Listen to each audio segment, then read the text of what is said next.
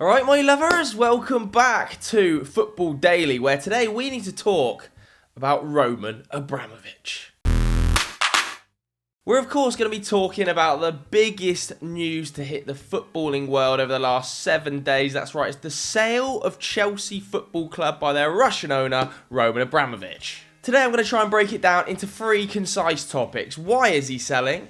Who is he selling to? And what does the future hold for Chelsea Football Club? Let's start with the question as to why Roman Abramovich is selling, and to do so we're going to have to rewind the clock back 7 days to when Russia decided to invade Ukraine on multiple fronts. With Putin waging war in Ukraine, the West has applied pressure on a number of different fronts to the state and its supporters, including a group of oligarchs with ties to both Putin and the Kremlin. One such oligarch that was named in Parliament was, of course, Chelsea owner Roman Abramovich, and Labour leader Keir Starmer called for him to be sanctioned only this week. He's a person of interest to the Home Office because of his links to the Russian state and his public association with corrupt activity and practices. Last week, the Prime Minister said that Abramovich is facing sanctions. He later corrected the record to say that he isn't. Well, why on earth isn't? Abramovich himself has denied any political links to Putin. However, we did see Labour MP Chris Bryant using parliamentary privilege to demand action. As part of HMG's Russia strategy aimed at targeting illicit finance and malign activity, Abramovich remains of interest to HMG due to his links to the Russian state and his public association with corrupt activity and practices. An example of this is Abramovich admitting in court proceedings that he paid for political influence. Therefore, HMG is focused on ensuring individuals linked to illicit finance and malign activity are unable to base themselves in the UK and will use the relevant tools at its disposal, including immigration powers, to prevent this. That's nearly 3 years ago, and yet remarkably little has been done in relation. Surely Mr Abramovich should no longer be able to own a football club in this country. But if he were to be sanctioned, what exactly would that mean for Chelsea Football Club? Well, it would leave them in limbo, because if Roman Abramovich's assets were frozen, then I think Chelsea would come out and say, we're going to carry on operating, we will operate within our current budgets, we have to live within our means. Obviously, it would affect how much money they'd be able to spend on players. It would affect the kind of contracts they'd be able to give players. Some players would want to leave in that scenario.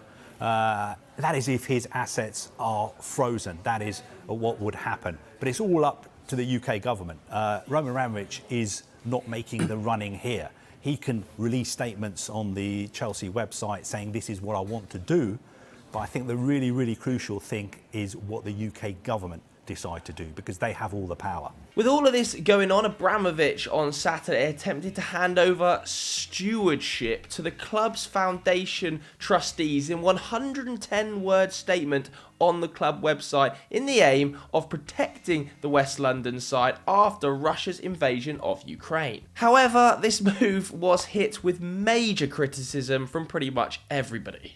These owners of the top 6 clubs are insulated from reality. They think they can put a smart PR team around them and con us with fancy words, but unfortunately it doesn't work.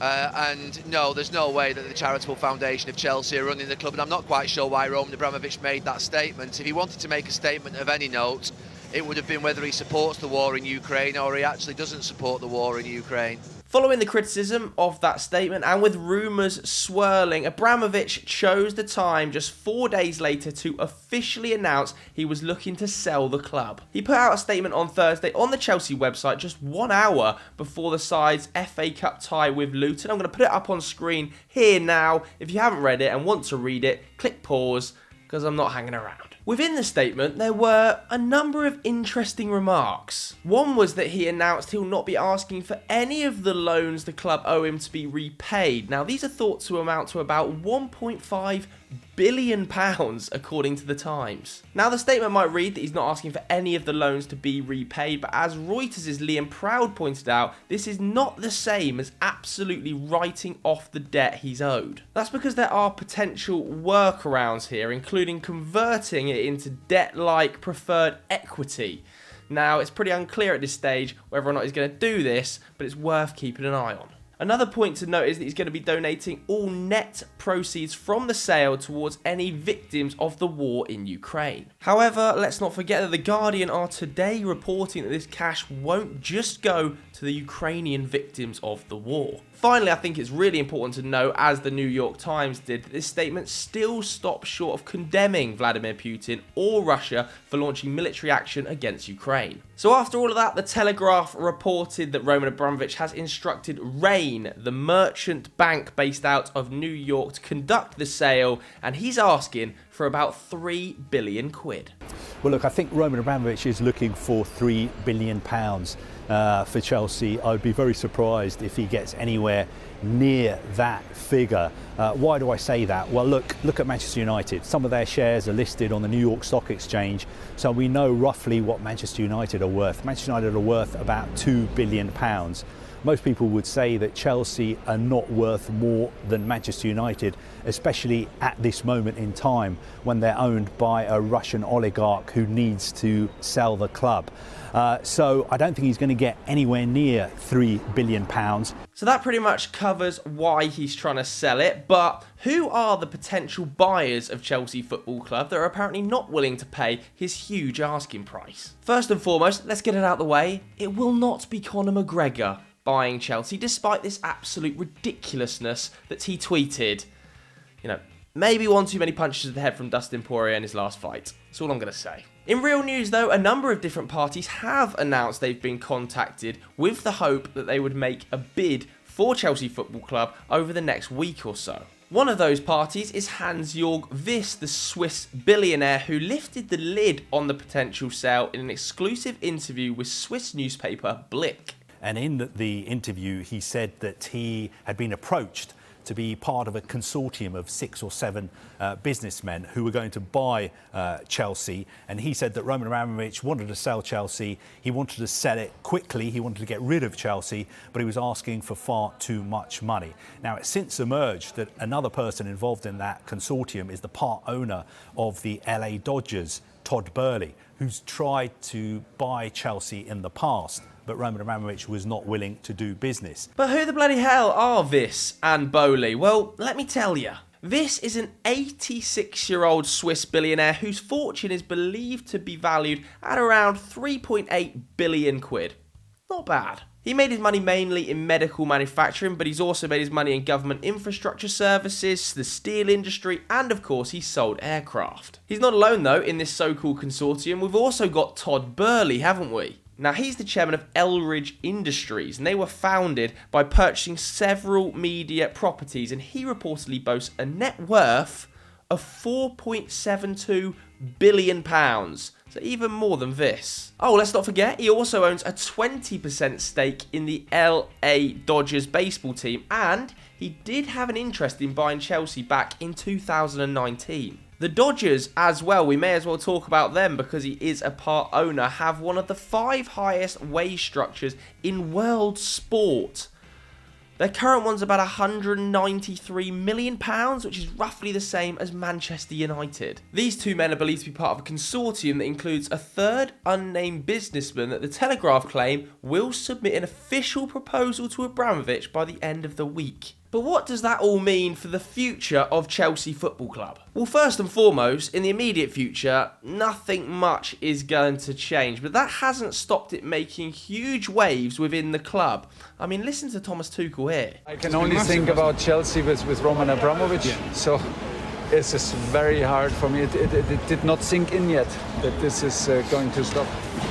This is a massive change, of course. Along with Tuchel talking about massive change, The Guardian are also reporting that the sale could trigger the exits of 2 huge names behind the scenes at Chelsea. That's right, director Marina Granevskaya and Bruce Buck, who's of course the chairman, are said to be heading for the exit door if this sale goes through. Marina Granevskaya is renowned as one of the best in the business. She's been responsible for some brilliant signings at Chelsea, including the likes of N'Golo Kante, Antonio Rudiger, Mateo Kovacic, Jorginho, Eduard Mendy.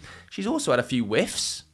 Danny Drinkwater. She's also known as one of the toughest negotiators in the game, especially when it comes to outgoings, and that's something that Chelsea have done really well over the last couple of seasons. So if her and Bruce Buck were both to leave at the same time, it would have huge ramifications for the club. Let's have that right. It doesn't stop there though, because another problem for any potential buyer would be Stamford Bridge, the stadium which is clearly going to be an issue. That's because Chelsea, who are the European champions, they are the world champions, are playing in a stadium that was last significantly rebuilt in the 1990s. And to earn FFP clean revenue and to attract billionaire owners and compete with other billionaire owners, they really do need a modern stadium with some of the top facilities in Europe, which at the moment they just don't have. And for Roman Abramovich, having the best stadium in London was clearly crucial. He tried to rebuild it once but failed. The cost of the rebuild at the moment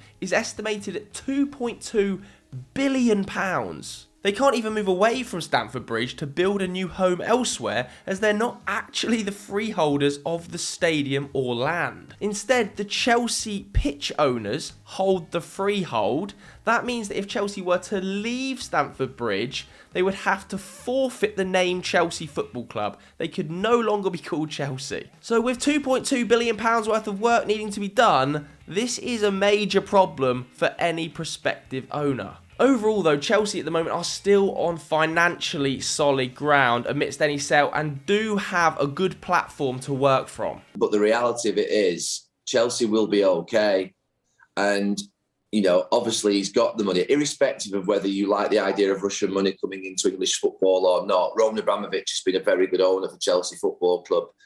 And there are worse owners that are English. You know, my hometown club of Bury had a terrible owner who sent them bust. You know, Derby's owners at this moment in time are British. So we've got an issue in football around ownership generally, not just with international ownership or not even just ownership coming from money that we may not like. So that was today's episode of We Need Talk. I hope you enjoyed it. In the description below, I've put a load of links to charities that are going to be supporting the humanitarian effort in Ukraine. If you do want to, please click them and go and donate. And if you enjoyed this video, hit the like button, share it with your mates, subscribe. Thanks very much for watching. We'll see you later. Bye.